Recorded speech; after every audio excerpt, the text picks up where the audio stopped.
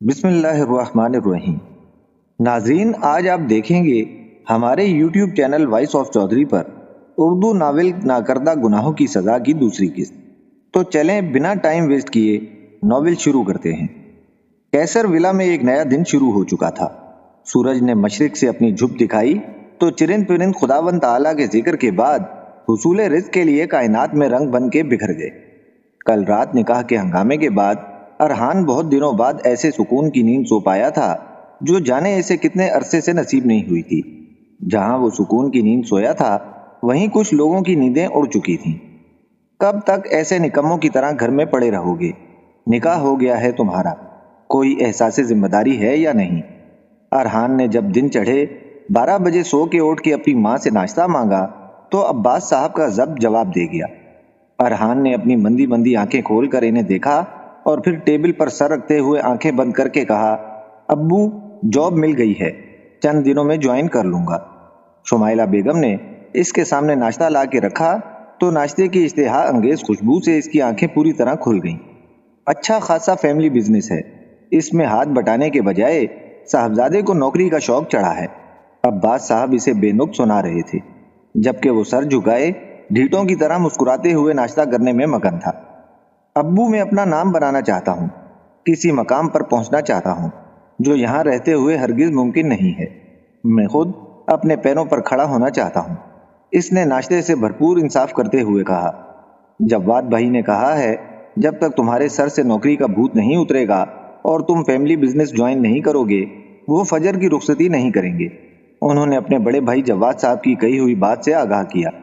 خیر اب ایسا تو کبھی نہیں ہوگا، بڑے پاپا کو ایک نوکری پیشہ بندے سے ہی اپنی بیٹی کی رخصتی کرنی پڑے گی۔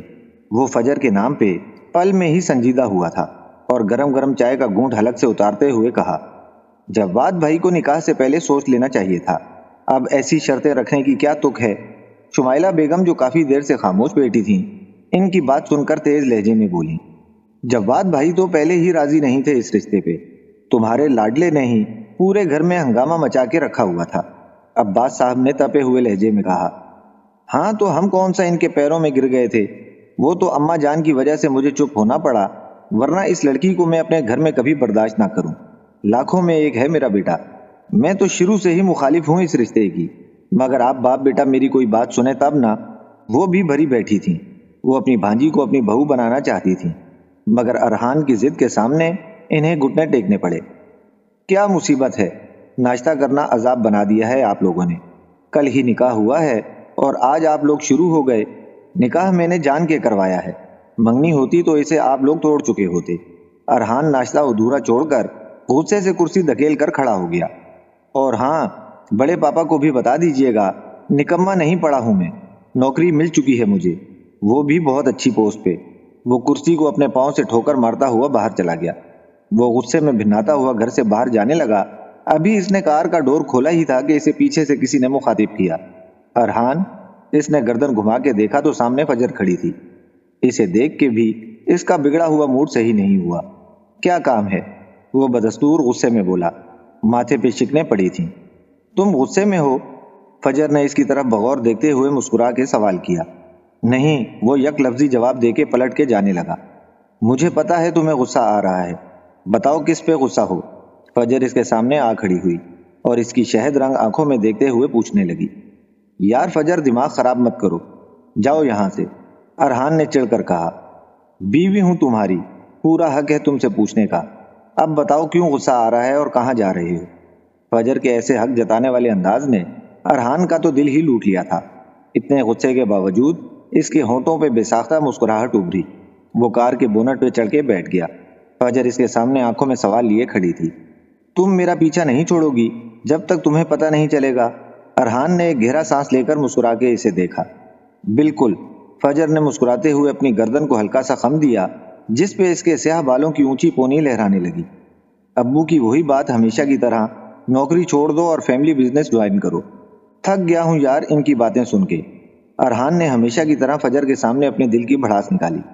اور ابو بتا رہے تھے کہ بڑے پاپا نے کہا ہے جب تک میرے سر پہ نوکری کا بھوت نہیں اترے گا وہ تمہاری رخصتی نہیں کریں گے۔ ارحان نے اس کی آنکھوں میں دیکھتے ہوئے کہا۔ سیاہ آنکھوں میں خوف کی پرچھائی لہرائی تھی مگر اگلے ہی پل فجر نے خود کو سنبھال لیا۔ تم جانتے ہو نا ہمارا نکاح دادوں کی وجہ سے ہوا ہے، اس نکاح پہ بابا راضی نہیں ہے، مگر وہ مان جائیں گے، تم اس بات کو اتنا سر پہ سوار کیوں کر رہے ہو؟ فجر نے رسان سے اسے سمجھایا۔ اس کی بات پہ ارحان نے غصے سے سر جھٹکا۔ تم جانتے ہو بابا تو مجھ سے بھی بات نہیں کر رہے، وہ بہت ناراض ہے مجھ سے، فجر نے گلوگیر آواز میں کہا۔ تم ابھی مجھے سمجھا رہی تھیں اور اب خود رونے بیٹھ گئیں۔ ارحان اس کی آنکھوں میں آنسو دیکھ کے فوراً نیچے اتر آیا۔ اس نے آنکھیں جھپک کر آنسو اپنے اندر اتارنے کی کوشش کی۔ تم روتے ہوئے بالکل بھی اچھی نہیں لگتی، موڈ ٹھیک کرو اپنا جلدی سے۔ فجر اس کی طرف دیکھ کے ہلکا سا مسکرائی۔ میں آ جاؤں بابا؟ فجر نے ان کے روم کے دروازے پہ نوک کرتے ہوئے جھانک کے پوچھا۔ جواد صاحب اس وقت اپنے روم میں بیٹھے آفس کا کام کر رہے تھے، جبکہ مہر بانو کچن میں رات کے کھانے کی تیاری میں مصروف تھیں۔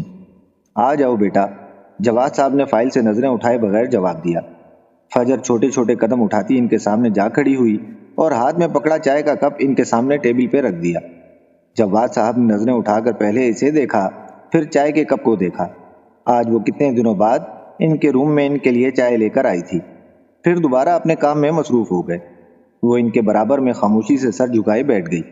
بابا، تھوڑی دیر بعد فجر نے انہیں مخاطب کیا۔ بولو، انہوں نے اس کی طرف دیکھے بغیر جواب دیا۔ آپ مجھ سے ناراض ہیں؟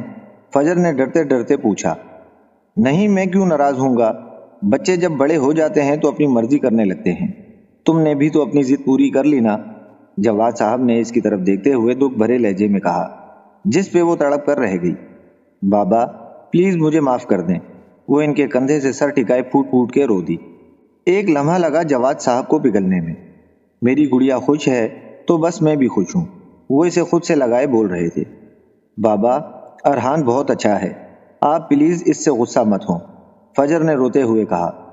بیٹا، مجھے ارحان سے کوئی مسئلہ نہیں ہے، وہ میرے بیٹے کی طرح ہے، لیکن وہ بہت لاؤبالی اور غصے کا تیز ہے، جواد صاحب نے اپنا اندیشہ ظاہر کیا۔ لیکن بابا، ارحان نے تو مجھ پہ کبھی غصہ نہیں کیا، وہ سر اٹھا کے معصومیت سے ان کی طرف دیکھتے ہوئے بولی۔ اس کی بات پہ وہ صرف سر ہلا کے رہ گئے۔ ناظرین، اس ناول کی اگلی قسط کے لیے ہمارے ساتھ رہیے گا۔ ملتے ہیں انشاءاللہ بہت جلد اس ناول ناکردہ گناہوں کی سزا کی قسط نمبر 3 کے ساتھ۔ اپنا خیال رکھیے گا۔ اللہ حافظ۔